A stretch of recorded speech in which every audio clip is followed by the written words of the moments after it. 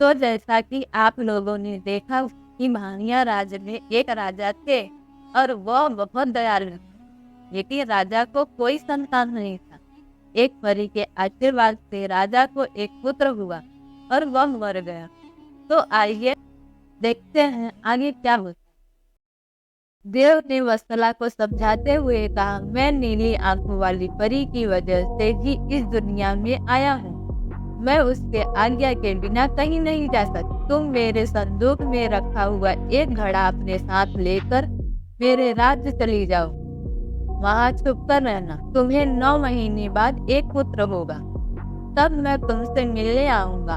अब तुम लकड़ी की स्थिति बदल कर मुझे पहले की तरह संदूक में जाने। वत्सला ने अपने पति के कहे अनुसार ही किया। सबसे पहले संदूक में पति को भेजा, फिर वह दही का एक घड़ा लेकर रूप बदलने के बाद राजमहल पहुंची और रानी को चिट्ठी भेजकर रहने के लिए एक जगह मांगी। रानी ने दया करके उसे राजमहल के पास ही एक कमरा रहने के लिए दिया। जब रानी को पता चला कि वह गर्भवती है तो रानी उसका ख्याल भी रखने लगी। जब वत्सला ने बच्चे को जन्म दिया तो देव उससे मिलने के लिए आया। उस समय रानी पास से ही गुजर रही थी। उन्होंने तुरंत अपने बेटे को पहचान लिया। रानी सीधे देव के पास पहुंची और पूछने लगी, यह तुम्हारी पत्नी है? यह तुम्हारा पुत्र है? तुम जीवित हो? अब मैं तुम्हें कहीं नहीं जाने दूंगी। देव ने कहा, माँ, मैं आपके साथ नहीं आ सकता हूँ। इसका एक ही उपाय है, आपको अपने पोते के लिए एक उत्सव रखना होगा। आप उसमें सारी परियों को बुलाइए।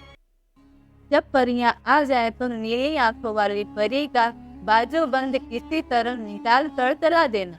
उसके बाद नीली आंखों वाली परी से मेरे जीवन का वरदान मांग लेना। इतना कहकर राजकुमार देव वहां से चला गया। उसकी माँ ने दुखी मन से उसे विदा किया।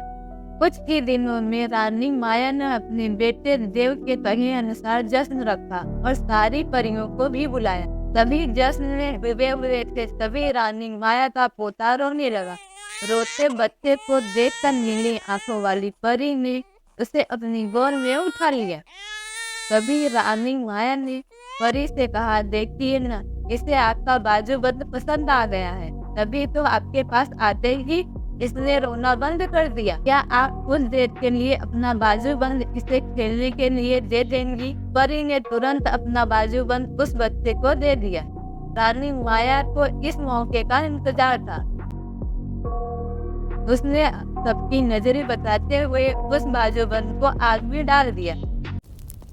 नीली आंखों वाली परी ने अपने जलते बाजूबंद को देखकर रानी माया से पूछा, आपने यह क्या किया?